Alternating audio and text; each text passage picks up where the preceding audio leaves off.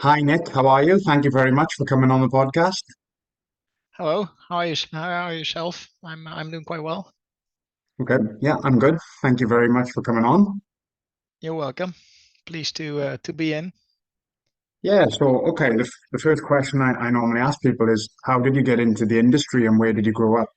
I basically got in this industry within my real first job, which was down south in the Netherlands, and it was at a sheet metal factory, and I was a cost calculator, and I made a marvelous mistake, which cost maybe 100,000 euros. So quite a well, how we would say it, a fuck up, to be honest. Sorry for my words, but then I figured, uh, well, what can I do? What can I change? Even the CEO asked me, like, "Hey Nick, did you learn from it?" And I told him, "No, I didn't." And he looked quite surprised. So why didn't you learn? I said, of course I learned, but there's no one who can tell me what I did wrong in this organization. So I started looking into how can I learn more, and this is how I became a welding engineer. So I enrolled the course for a welding engineer, got this degree, and learned about so much more than just cost calculations of welds.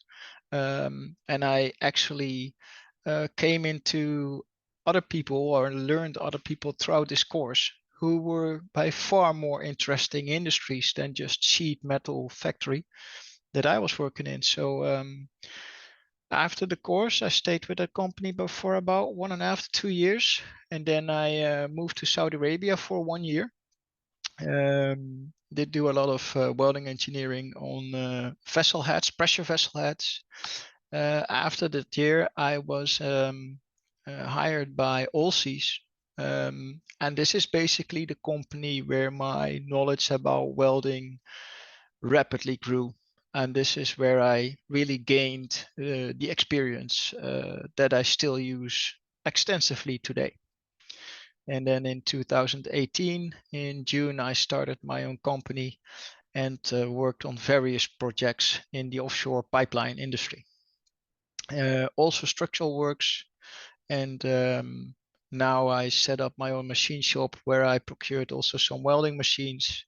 Basically, the idea was to make it a milling factory, or you have a five-axis CNC milling lathe, but also yeah, we got some uh, welding orders in, and this is basically where I try to certify or get certified as a welder as well. And here's the fun game where practice meets theoretical worlds, and I can tell you they don't always meet up, but that is maybe an open Read door. a lot about welding and you can watch as Yeah, many videos as you want, but when you actually get there and you have somebody watching you weld and you're following the procedure, it can yeah. be difficult, can't it? Oh yeah, it is absolutely difficult. Um, I trained a lot, and then the on a Monday morning, the inspector came along to qualify the welding procedures and also qualify myself as a welder. And I was really scared. I was really nervous, and I didn't make it. So I did make a little bit, just a single layer fillet weld, vertical up of a vertical uphill and flat position. So that was basically, well, two relative simple welds to make. Uh, yeah, but even those, to have the correct root penetration was, yeah, it was difficult to get it, but it worked. A downhand fillet can be quite a difficult one as well for the test because I know a lot of people will pass sort of the more difficult test, and then you think, oh, it's just a downhand fillet, no problem. And then Yeah, when the results come back, you failed, and yeah, it's a little bit absolutely. embarrassing then. Yeah, yeah. I mean the 2F position or PB position in ISO. It seems so easy, but so many welders fail. Um, it's just the torch angle and the position, how you handle it. And I also noticed a lot of people, including myself, used not enough amperages or not enough energy. So I made some cuts myself with say 100 amps in 8 mil thick, and it just didn't burn in enough. So I really had to increase it up to 150 amps, which I would never do because it's a lot of energy. And yeah, the height of the fillet weld is also coming into play then. So then you have to juggle with the amperages, wire feed speed, and the travel speed. Yeah, so do you think having that practical knowledge has helped you become a better welding engineer then? Because instead of just Yes. writing the procedure and Yeah. saying, well, that's good, it's within all parameters, when you're actually doing it yourself, you realize then what amps you need for penetration. Absolutely, it definitely did. And I am a teacher in the University of Utrecht for the welding engineering course, welding engineering degree. And one of the subjects that I teach is how to set up a WPS, basically a PWPS. And every single lesson that I give, people ask me, Nick, how do I define the welding parameters? And by this I mean there are a lot of parameters, but the volts, amps, and the travel speed, or the wire feed speed, of course. Those are the most difficult to find as being a paper engineer. That I was in the past. I was fighting this battle in the past as well. So absolutely, if you have the possibility to make some welds yourself, uh, cut them through, and then etch them, you'll see what you've done, and only then you actually learn what really is necessary. Yeah, that's kind of one of the first things we did in college when we were apprentices. You would sort of do your wells, cut them out, Yeah. etch them, as you said, and then you kind of help to understand whether you have penetration or not then. Yeah, yeah, absolutely. And but nowadays, if I look at the welding engineering degree and the course in itself, it's a 1.5, 2 year course, depending on the progress you make. But there's like 8 hours of welding practice for say GMAW, 8 hours for TIG, and I have done it myself, but never was able to cut through it because I didn't weld much, so I even know holding the torch and speaking to the people and that they pass by like that, but never really learned to weld. It's just becoming how you say it, acquainted with the processes. So if this would be introduced in those courses, people really would learn what amperages or what energy is doing. Yeah, because that comes with experience. So a lot Yeah, of time, yeah, I would know what amps to weld things on without looking at the WPS, just because of, maybe welded them. Obviously I would still follow the WPS, but yeah, in my mind I would know beforehand, yeah, what amps I would need for a root and what I would need for a yeah, fill. yeah, and especially if you have very qualified or skilled welders, they have, as you say, the experience with the heat, with the energy, and how the weld will look. So yeah, that experience comes with time. Yeah, of course. So Yeah. you said you did your welding engineer degree. Is that the IWE? Yes, correct. So that's In the Netherlands, the rule is that you need to have a bachelor degree um, in a, say, mechanical engineering, or it's hard to do it when you have civil engineering. I believe they do accept people because there are not many people who want to do it. So the classes that are filled in the Netherlands are very limited. Sometimes we have 4 people for a full year, so that's really low. But yeah, it's a 2 year course, and you need to have a bachelor, well, university bachelor degree as a minimum. okay. And what degree did you do then?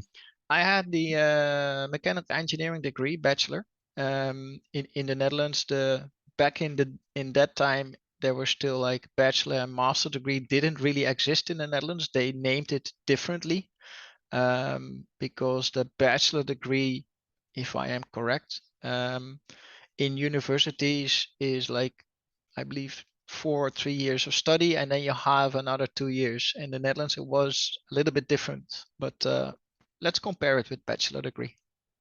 Yeah. Okay. Sounds good. So obviously, you said once you completed the welding engineer qualification, that's kind of after when you then moved on to the pipelines, was it? Yeah, it was about 2 years or 3 years after that I obtained this degree. Then I entered, I got it, I believe, in 2009, and in 2011 I started with All Seas, where actually, and this is the fun part of these larger companies like Saipem, Technip, All Seas, Subsea 7, all the big companies, especially Allseas, was so focused on pipelines and do things right. It doesn't mean that everything goes right, but yeah, for welding engineering, this was basically heaven, to say so. There was always sufficient money to perform tests or retests, to do research and development. And we were encouraged by the company to perform research and development. After 7 years, it's only one simple object. It's a round pipe. It's never different. And it's only pipe, pipe, pipe, pipe. And do it as fast as you can, and as well as you can. But yeah, after 7 years, it becomes, in my eyes, just a sausage factory. Pull pipe. And then the fun is different colleagues, different teams, different projects. But yeah. Yeah, of course. So how did you find working offshore? Is that something you enjoyed? Yeah, I can how would I say it? I can recommend it to everyone uh, when you don't have kids. So of course there are people who do have kids and say, hey, I have, if you're really offshore, I was an engineer, so I just was office based and went to the vessels for 10 days, 2 weeks, 3 weeks. That was basically startup of a project, and then I came back. Some people really like the offshore, like 5 weeks on, 5 weeks off, but then sometimes it becomes 6 weeks on and 3 weeks off, etc. So if you have a good rotation, I can understand why people do it, because when they're at home, they're really at home. But as a office-based personnel that goes offshore on the occasion, I went to Australia, came back after 36 hours of traveling, and they called me up in the morning at Schiphol Airport. Hey, can you come to the office because you have a meeting? No way, you know. But yeah, okay. So I really enjoyed it. Absolutely. Yeah, so can you tell me a little bit about the work that you were doing offshore then, some of the engineering work that included? Yeah, basically, what I've done, the later on when I started my own company, I went to a pipe lay barge in Russia and set up the pipe lay barge from completely nothing. There was just an empty barge, so we had to procure welding machines. We had to procure pipe facing machines, inline clamps, all the equipment that you need to make a pipeline, but then also install it, and also make the welding procedures with the equipment, which we coincidentally procured in the Netherlands from Vermaat. Um, so we built basically everything from zero to everything, and the real engineering came into play when the welding procedures had to be established. So the programming of the system that was normally done by welding coordinators or well experienced welders. But then when you're offshore, somehow what you do onshore for the welding procedure qualifications, it somehow never really works blindly in an offshore environment. Currents somehow, energy is somehow different. I don't know. I've never found out what it was. But then you start to tweak it a little bit. So, do you need more oscillation width of the torch? Do you need to have the start stops a little bit different? Of course, you're bound to the WPS. Now, in some of the occasions, you can argue with your client or your the company that you work for. Would it be possible to allow for some extra, I don't know, range in oscillation width? Because generally, this is not an essential variable. which in the DMV code, you have to set it as an essential variable, but okay, you can play with it a little bit. So this is basically where the engineering parts take place as a welding engineer offshore. Then, of course, when flaws occur, like lack of fusions, porosities, they occur around the circumference. And once they become more and more repetitive, you need to find a solution. Like, why is the lack of fusion coming on the 6 o'clock position and 12 o'clock position? Obviously, there start stops. But what we also found, which I really enjoyed, well, which I was a fun fact, we noticed that many defects were made around dinner time and lunchtime because people, they are getting tired, they have shift changes, new people come on, new people go, or people leave. So we noticed that around those times, yeah, there were more defects than others.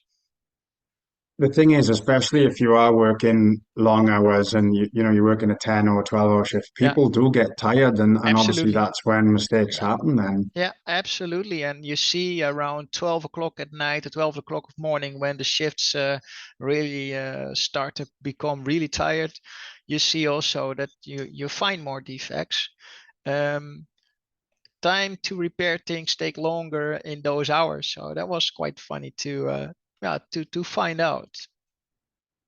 Yeah, of course, because obviously offshore is a lot different to, Yeah, making a welding procedure in the workshop where, yeah, it's easy, the conditions are all controlled. yeah, But I'm guessing that's just something that comes with time as well. If you're making welding procedures regularly, you kind of know what works for you, and you know yeah. what sort of is going to be different. Yeah, absolutely. And in the shop, they have time to set up we call it test coupons or the test rings. They have enough time to make the bevel preparation right. If you have a real fast pipe laying mode, which I have seen on the Pioneering Spirit and All Season on the Solitaire, line up maybe a minute, depending on the size of pipe. And then welding, and we did the South Stream pipe. It was a 32 inch, 39 millimeters wall thickness. Every 6 minutes they made a pool. So it's 40 millimeters of weld material being manufactured in 6 minutes. Of course, there are 5 or 6 welding stations, but then you have to be fast and you have to get used to that rhythm. Um, and another thing that was quite interesting though is yeah, let people finish their weld and then make a pool. Sometimes they stop on the half and then make a pool. So yeah, there are some battles to make as a welder, but also as a welding engineer. When do you stop? When do you start? Yeah, so what were the main processes they would be welded with then? Depending the double joint vessels like a Solitaire, Pioneering Spirit had subarc to make 2 joints, and Yeah. then GMAW and all Seas had 3 torches. They go downhill, depending on diameter if you can use it. And if you don't have a double joint vessel, then it most likely will only be GMAW for the main line, but then for repairs it's still today stick electrode for the root, and then flux cord for the fillers and cap. Would that be a cellulosic rod for No, it's a or low basic. hydrogen? No, basic because the cellulosic, there are a couple of disadvantages. They are hygroscopic, as we all know. So the danger of hydrogen cracking is more susceptible, if I pronounce that correctly. And if you have root sharpies to make, then the cellulosic electrode most likely is not having enough toughness properties. So then you go to a basic vertical down or a basic electrode, which is difficult to weld. Yeah, So it's not the easiest to no, weld with a absolutely basic not. electrode at all. No, absolutely not. So I currently also work for on a pipe lay project in Mexico for Van Oort, which is a Dutch offshore company, and the pipeline is being welded by CRC Evans, and they did the procedures with basic electrodes, and yeah, they're welders. They managed, but it was not easy for them. They did finally, after extensive training, they were able to do it. But yeah, don't put people on the spot right away and expect that it will work. Even welders who have done it in the past, if they didn't train, then it yeah they will have difficult times. Yeah, that's definitely sort of the one difficult part about being a welder because you might be welding with a MMA for 6 months and then all of a Yeah, sudden you have to pick up the TIG and yeah, immediately pass a test. And yeah. sometimes it takes a little bit of time to get your hand back in. Absolutely, absolutely. And I've experienced this myself as well. I have a very small diameter pipe, was welding it, training it, and then I did some plate welding. Of course, I'm not an experienced welder, but how fast you lose the motion of making the right speeds. And yeah, it's difficult.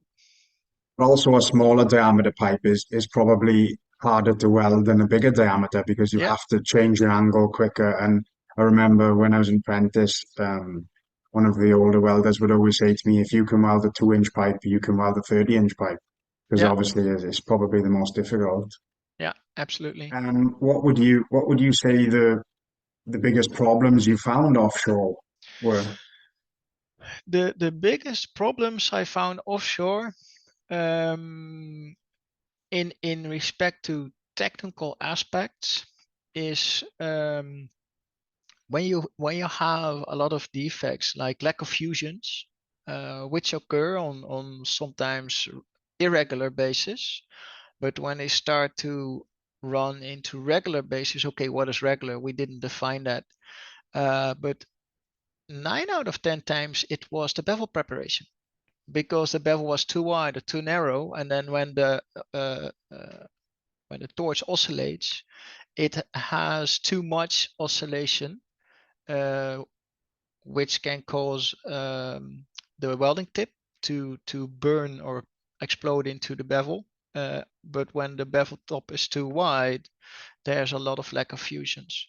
So those were some difficult technical things that occurred a lot of times and were difficult to find out.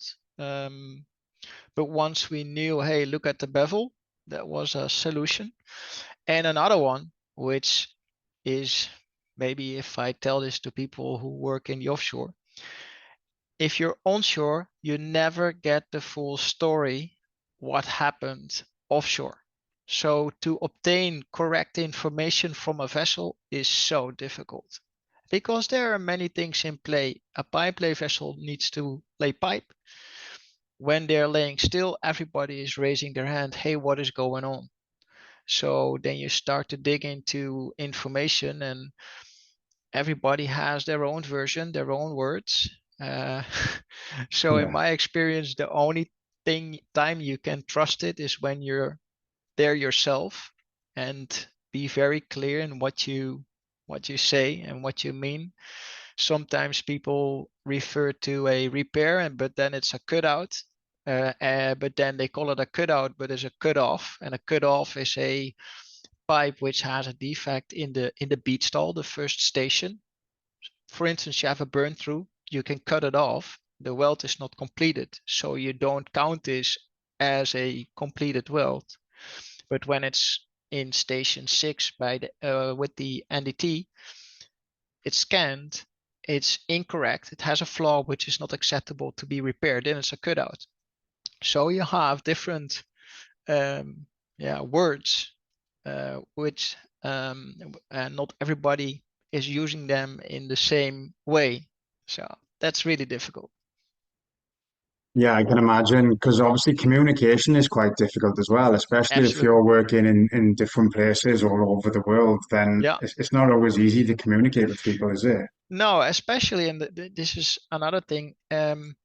if you have a vessel which is in Europe, say here in the North Sea, they work 24 hours, but you're always 12 hours behind. But if this vessel is, let's say, in Australia, you're 12 hours or maybe 24 hours behind the answer. So it's so difficult to work in different time zones with these vessels. And then 9 out of 10 times when you give the answer, they already solved it themselves in a certain way, which may be correct or may be incorrect, but nobody knows.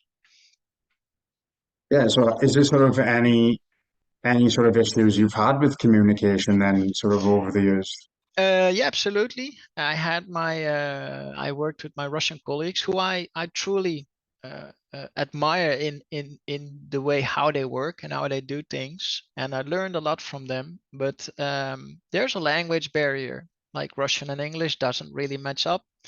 So we made some production test rings to be sent offshore to the laboratory for testing production line welds. And we set them aside and would like go to the lab. And Russian welders, they don't read English. So they took this weld and start excavating half of it for as a training weld. So the only thing that another crew member knew that those pipes had to be shipped off to the laboratory, so they just shipped it off. 3 weeks later, I came into the lab and I just noticed that half of my weld was gone.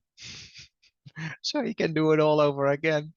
And yeah, at the moment, at that moment in time, it wasn't fun, but afterwards you think, oh my God. So then we start utilizing stop signs with Russian language and with English language. So everybody knew it. That became quite difficult from time to time, and yeah, it's difficult. Yeah. Um, so, out of the jobs you've worked on, what's kind of been your favorite job or Um, I think the South Stream project with Allseas with the pioneering spirit was one of the highlights in the offshore pipeline works. And when I did some works on the Russian side to set up a barge completely from A to Z, where you have to use all your knowledge. And I was lucky within Allseas back in the days. They built a vessel called the Bright Spark. I believe they don't use it anymore, which was their training facility. So they procured a shipping barge or like a container vessel, removed everything, and I was requested to build a complete factory inside this ship uh, to use as a facility for welding procedures and non-destructive testing. So on that vessel in itself, we just had welding stations where we were able to weld the coupons, the test rings, and then another deck there was AUT, phased array, TOFT, etc. And then we also had an X-ray bunker on board. But I had to build everything. There was nothing in the vessel in the beginning, and later on it was a quite a nice facility. So those were quite some highlights that I enjoyed a lot. yeah, so what would be the main ways of testing the pipes online? Would it be mostly X-ray or phased array? Offshore, it is depending if you have a clad line which has a CRA corrosion resistant alloy, then depending on how the clad layer is made, you choose X-ray, but X-ray obviously has its danger with it. So in offshore, it's 9 out of 10 times it is phased array, TOFT, AUT procedure of AUT scanning methods. Yeah, is that something you've ever been sort of interested in, non-destructive testing? Is it something you've spent much time researching or? Not much as researching. I've been involved with it for a long time, but it's a different subject, and I learned a lot from the people around me, but never had the time. Maybe I did have some interest how it works, but I'm more interested in the results. uh, Yeah. and that was basically my profession. But it's a really interesting scene, because there are many developments ongoing, especially now. I believe RTD R plus. Um, they managed to have IWAX, if I'm correct, which is a 3D scanning of weld flaws. So you can basically model the flaw. Um, maybe Allseas also has it. I'm not 100% sure. Um, where you can say, okay, the world is not ready yet. Well, let's say the codes and standards are, I think, not ready yet for this technology, because they still plot it in a square box. But if you're able to plot it in a 3D, you would say, hey, this flaw is not a box, but is having certain length. So you can maybe section it and allow for larger repairs. So, but then also the standards and codes used today must adhere or must understand that philosophy. That will take some time. I think it will become somewhere in the future, it will become normal. Yeah, obviously technology just keeps improving and then it just takes a little bit of time to catch up the industry Yeah, then, doesn't it? and I think maybe other industries as well, but the offshore industry is very conservative. Maybe similar to nuclear industry, also quite conservative, which is understandable, but not always easy to work with. And if you read the maybe the third or second pages in these codes and standards, it's a huge list of board of members who have their say and input. Some of them write things for these standards and codes, sometimes for free or not much money. Like, how would I put it? It's not like you do it as a profession. You do it as a courtesy to the industry.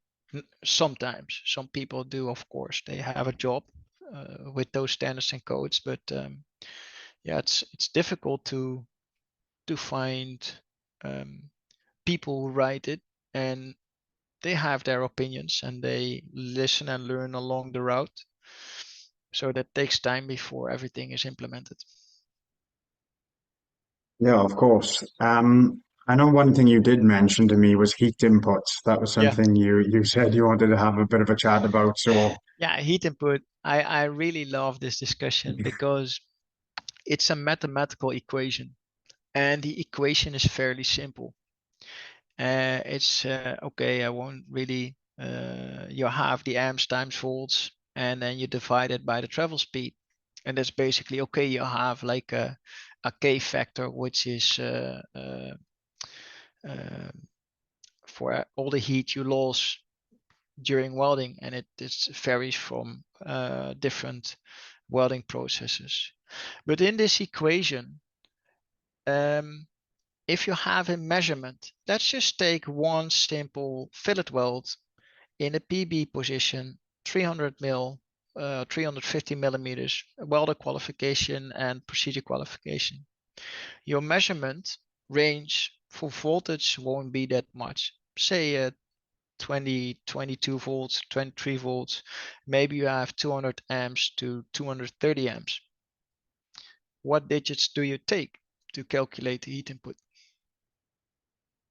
yeah, because obviously when I've taken heat inputs previously, the volts will be going higher and lower. Yeah, So so I yeah, would normally take an average if I've ever done that before, which that is a isn't it. that is an absolute possibility to do so. But nobody says you have to. So you can also use the minimum volts, minimum amps divided by the maximum travel speed and vice versa and create the largest range. Now, some people say, yeah, but then my range becomes so large, I will never weld within those parameters. True. However, if you are in the offshore industry, you have a circumference that you weld. And if you have a straight line, you can make a measurement and the parameters roughly stay the same. But if you move your torch angle on top, you go quite slow. Here you go quite fast, and here you go slow again. So if you take the measurement on a straight line, you can say in a moment in time, here's my volts, and then the welder goes on. I take my amps, the welder goes on, I take my travel speed. In one straight line, those figures are roughly the same. But now if you're in a circumference measurement, and you take on top the measurement of the volts, and then on the 3 o'clock, say the measurement of the amps, and on the 5 o'clock, the measurement of the travel speed, and you calculate them, you will be out of range, because the variance in those volts and amps and travel speeds are so much that it will not really work out. Yeah, you're always going to be moving quicker at three Yeah. o'clock. So You find if you're welding a pipe in yes, position, then yes, 3 o'clock sometimes will have less weld material, so you would just kind of put a little bit extra in yes. to So get it flush. yeah. So no one says in what moment in time I have to take these measurements. No one says, do I have to use the average as you say, which is fairly understandable. But then if you have an average, how many measurements do you make? How many measurements is an average? If I take one measurement, that is also an average. It's just one measurement. Are you wrong? Are you right? No. So in my perspective, um, I wrote an article in a Dutch on a Dutch website. I believe also wrote it in English. I think if you use the minimum amps, minimum volts divided by the maximum travel speed and vice versa, and create your range, you should be okay. But you still have to look at what range you create. I give an example in the offshore industry. For the main line, you have a circumference weld automatically by bugs and by torches that go. The heat input is basically 0.7 to 0.9 for a route. One, say 0.9 up to 2 point of well, 1 point, say 3 for fill and cap. So the bandwidth of those welds is very limited. If you add in the DNV codes, they say you can go plus or minus 10%. So if I have a heat input calculated on an average, and my average heat input would be 0.7 plus or minus 10%, doesn't give me much, 77 and 63.63. So that's basically nothing. But if you use the minimum and maximum averages, it gets a little bit wider. Are you doing things wrong? No, it's just a mathematical calculation. Now, if you, and this is what I always miss on WPSs, the method how the heat input is calculated. What is used? Have you used average values? Because the fun thing is, if you have an offshore repair welding procedure, generally the heat input range will be between, say, 0.8 up to 1.8. So you have quite a big range. And a lot of QC personnel will focus on the main line. And if it's like, let's say, stick with the example, the heat input was 7.7 kilojoules a millimeter, and it's just like a hundredth out, they like to cut it out because it's wrong. But when you go to the manual weld, the range is by far bigger. So why do we take it so seriously with the lower numbers? And with the manual welds, it's a little bit more forgiven. But then they take averages. So it's not really defined how you calculate it. It's never really stated on welding procedures how it is calculated. So I think the number in itself is a good indication what happens to the material structure, because that is what the number is giving us. But then you need to know how it's been calculated and how you utilize it. Yeah, well, if you send me that article, I'd be interested to have a read of that, and I can pop it in the comments below, and if anybody is interested, then they can have a read. Yeah, and it's just a method of how you see things. I don't say the method that I write about is absolutely correct.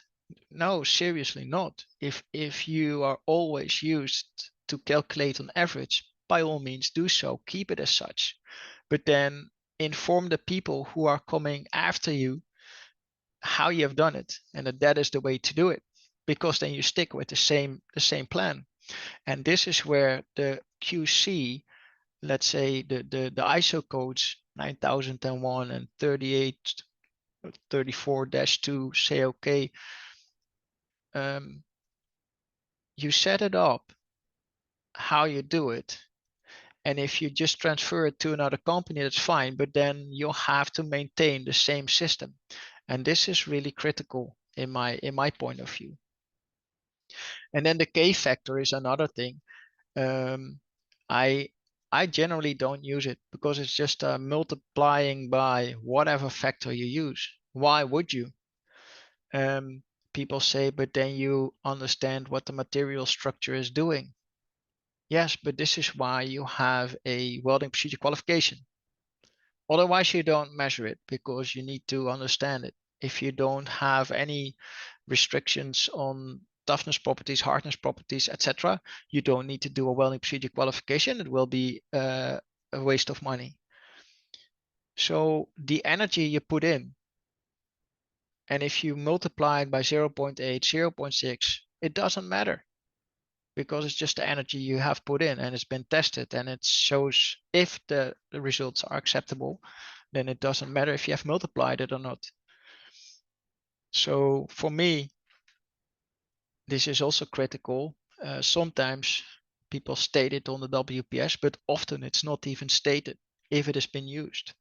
And now for the first time in my life, I noticed actually there is this article from a technical recommendation 1800 something, which states that you with current welding machines, you can also use uh, the energy or the power in itself, and you don't need to use the K factor. The reason, because it's too difficult to measure with the peak values for pulse modes, wave.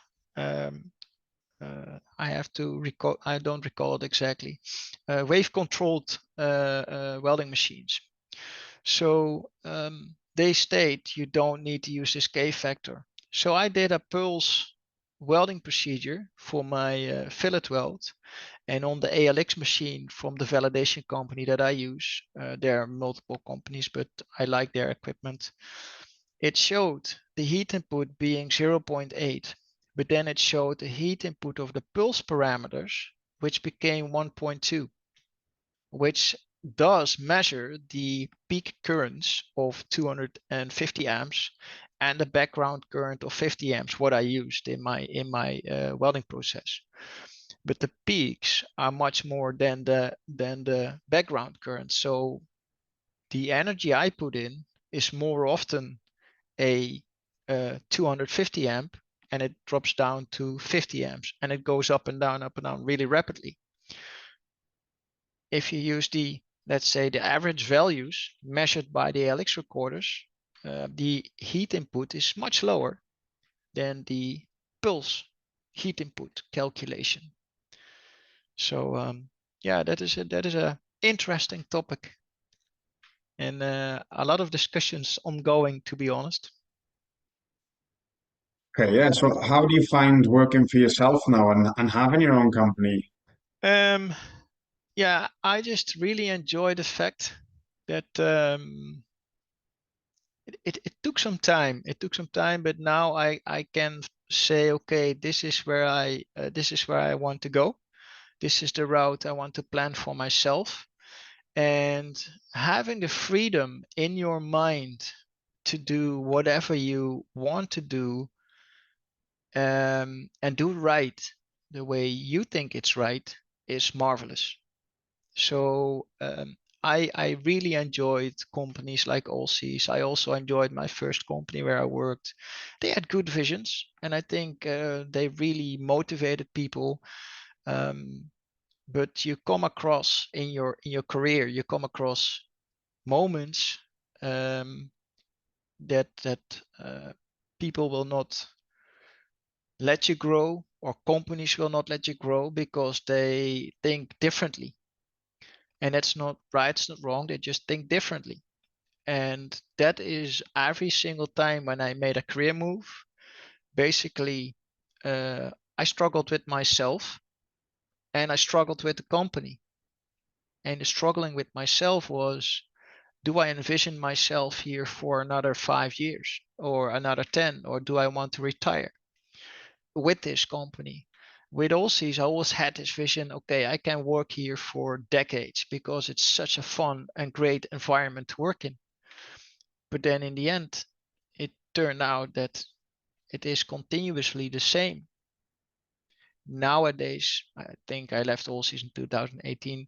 They become in deep sea mining. They have ocean cleanup. They have lifting with pioneering spirit. So there's much more to find in the in Allseas themselves. So yeah, there, if a company has more options and if they're open to let you go or grow within a company, then yeah, that is really good. And yeah, it's really I find it really interesting to work for myself. It's not always easy, absolutely not.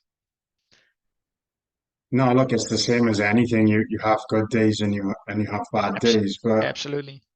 what do you think is next for you, Nick? I set up my own machine shop, and I have the dream or vision, um, where I have an option for, let's say, making clad, say, flanges or puck pieces, weld them together, machine them out, and supply them to, say, facilities, how I say it, chemical plants, etc. Or make a combination with welding and machining, but then hopefully with special materials, because this is where I think for myself is the most interest to find, to work with clad layers, to work with stainless steels, to work with Inconels, Hastelloys, duplex materials. That's difficult, but so much fun if you make it. Yeah, what about a welding career? Or was it just I a no, fluke for you? I really have to say, I really enjoyed it because I have done my work for the past, what is it, 4 or 5 years behind the laptop. And of course, I was in the field and I did my job on offshore vessels, and I've been all around the globe and traveling, etc., which is fun. But actually making something yourself, this is why I like welding. You just fuse materials together and it becomes a product. Um, that is so much fun. And the days go by like so fast. And once you have your welding hood on, the only thing you see is this arc and you hear it. And that is where your focus is. So it's so fun to have the combination of being behind a laptop, but also actually being in the field and gaining experience on that perspective. So I think I will keep welding for a long time, but it's also a physical job.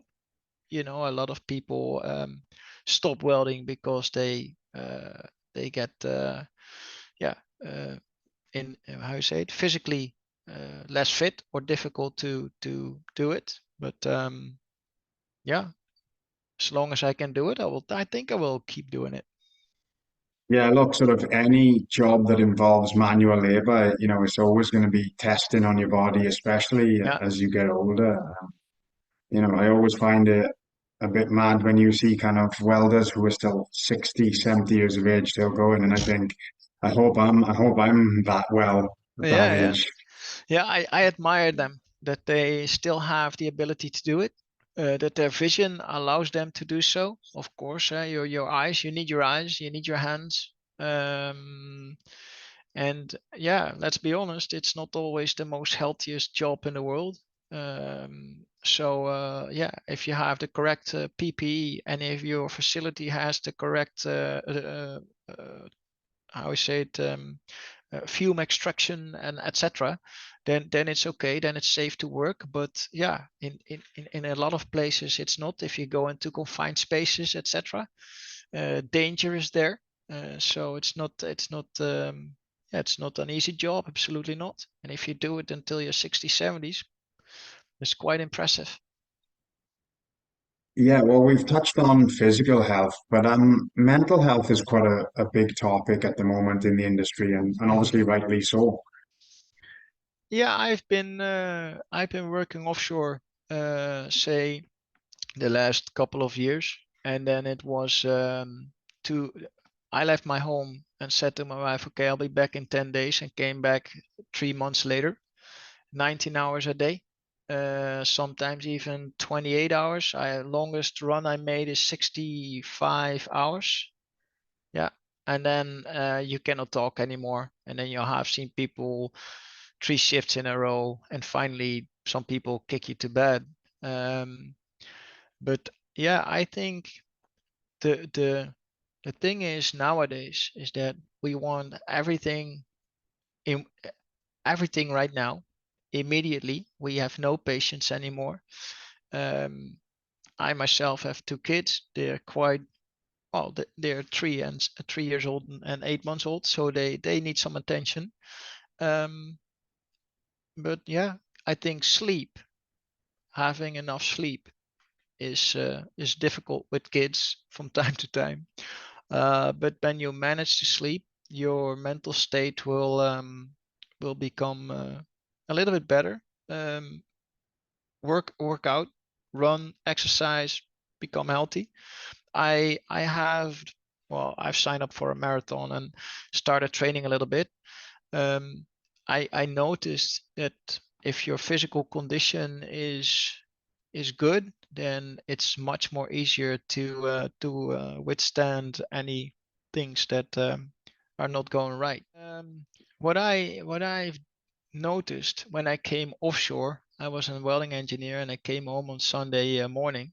And since I was the only welding engineer on the project, I was at home 1 hour and they called me and I would start working again. And I can guarantee you, when you're at home after 2 months or 3 months and you start working immediately on the same day, that's not really it's not a warm welcome. Let's put it that way.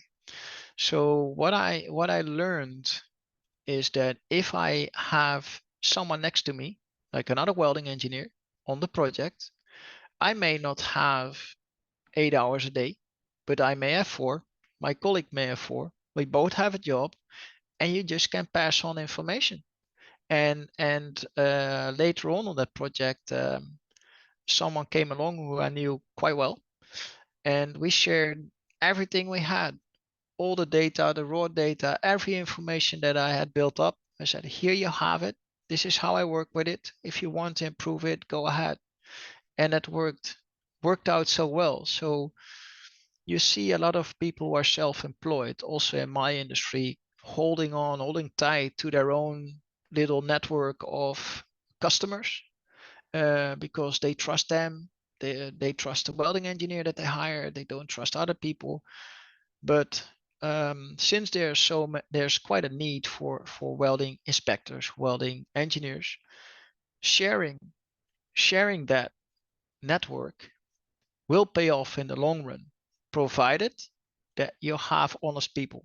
And this is where the ball starts rolling sometimes in the incorrect direction. But doing things all by yourself is killing. Yeah, so one thing I've been trying to ask my guests as well, is there a funny story you can think of, something from your travels or your time at work from the top of your head? Um, a fun story. Um, yeah, I referred to this one basically earlier when I traveled back from Australia to the Netherlands, and we they called me up. I was actually literally in the plane, just landed in Schiphol Airport after 36 hours of working, and in Singapore I had a stop I met another colleague who flew from another direction, so we were both in the same plane, and he was also in the same engineering group. So they called me and him in the plane. Can you come to work? And we said we call you back in half an hour because we're in the plane. So we left the plane. We went outside, and in Schiphol Airport, when you exit, there is the Heineken bar. So we just ran to the bar, slammed half a liter of beer. We called up, so we drink half a liter of beer, and it's not allowed to drink beer during work time. So we leave and we go home. Well, So certainly a good excuse to get yeah, home, yeah, isn't that was it? that was our best excuse. Like, come on, dudes, whatever. I don't care anymore. So they quite left along the road, and yeah, that was quite some fun. So But yeah, so is there any advice you'd give to someone now who's looking to come into the industry or somebody who's looking to get into the offshore industry? the best advice is look at yourself. If you enjoy working for a large company, a small company, or for yourself, in the offshore industry or in the welding industry, you need to have I would say flight time hours or work time hours. You need to gain experience. So starting for yourself after you have completed your welding engineering degree or any welding, like even as a certified welder, yes, you can start immediately for yourself. But it's more recommended to start with a company then gain experience, make mistakes in the company where you have people around you who can guide you. If you have no one in your company around you to guide you, uh, start digging in the welding world, because there AWS has quite a nice forum on the internet. There are a lot of discussion groups in the Netherlands. You have a lot of welding discussion groups where you can tag along and learn, and 9 out of 10 times you'll find the answer to either stay in the company where you work or you move on. Um, but have patience to gain knowledge. Just be patient, and don't immediately say, "Hey, I don't like this. I go away. I go to the next." And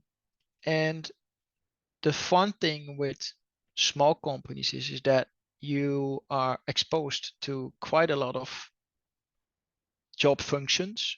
Most of the time, if you are like with 10 or 20 people in a company, everybody is doing everything, which is nice, but you become more broader experienced in various subjects a little bit. But if you want to gain real experience in a specialized field, find companies such as Saipem or Allseas, and become a specialized engineer, like a welding engineer and NDT engineer, etc., a QC engineer. Um, but don't, you can do this when you're young. But if you're really, really young, say 25 years, and you do your IWE welding engineering degree, and then you become a welding engineer the rest of your life, mwah, it might be worth looking around a little bit more in what is fun to do. Of course, if you enjoy it, keep doing it.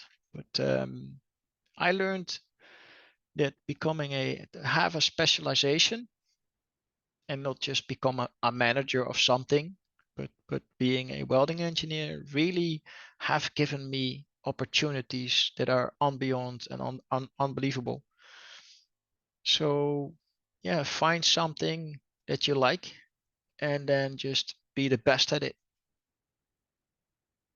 Yeah, well, thank you very much for taking the time to speak to me today. It's been great to listen to you and sort of, how positively you speak about welding engineering and the industry in whole. And it's obviously interesting for people who've never been offshore like Yeah. myself to gain a little bit of understanding about how it differs from onshore. Yeah, it's you don't have to shop around.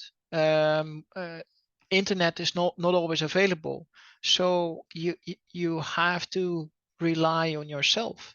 So I've been on offshore vessels where there was no internet at all, and then they ask you, how do we solve this? Yeah, yeah, okay, now I really have to think. And then you start really learning yourself instead of being able to go to Google or look it up on the internet. Yeah, that's kind of always the answer now. If you're unsure, you can type it into your laptop or into your Yeah, phone, and yeah, all of a sudden you have the answer. yeah, which is really handy, and I think this is really really good. However, if you're put on the spot, then then it matters if you truly understand the subject and if you be able to relate on what could cause a problem or what could be a solution to a problem. So yeah. Okay, I think that's we've covered a lot of good topics there. Is there anything else that you'd like to say before you go, or um well, I think that yeah, welding and everything in the subject is be safe, and be safe at all times. Have your PPE, and if you don't have it, find it before you go. Do make a step back 5x5 or all of that kind of things. If you come into an environment which is new, ask for the rules. Ask what is to be done, and it can never be said enough. But be safe, and that is yeah. I've seen things that you don't want to see, and then you realize that yeah, it can be gone in a second. yeah, like nobody should ever go to work and be injured or obviously even worse. But you know, the health and safety is such a big thing in the Yeah, industry now. yeah. Things are a lot better now than what they were 10, 20 years ago. Absolutely, absolutely. But even myself, I'm also making mistakes. You pick up a grinder and you don't plug in your earplugs and you start grinding. And Yeah. okay, yeah, okay, it's okay for one time. No, it's not. So just, you know, it's your own body. And I've seen welders having their goggles on, like here on their helmet, one in their pocket, one here, but not on their eyes, and start grinding and start smiling Yeah. like, okay, hey, I don't care. It's not my eyes. Only if one you if you chance get you blocked, have. I don't Yeah. give a shit. But yeah, it's a little bit harsh. And I think as a welding engineer, and if you're in these industries, you are obliged to stop people of doing that.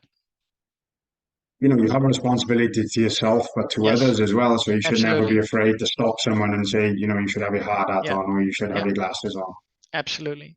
So yeah, and even in construction yards, which are here across my house, you see people working on these construction yards where I think, oh my God, that is insane. How you even want to work without any PPE, with nothing, and then yeah, oh well, I can't keep going on this subject for a long time. Yeah, well, thank you for taking the time. Obviously, I'll let you know when the episode is being released, but thank you very much for speaking to me today. You're welcome. You're welcome.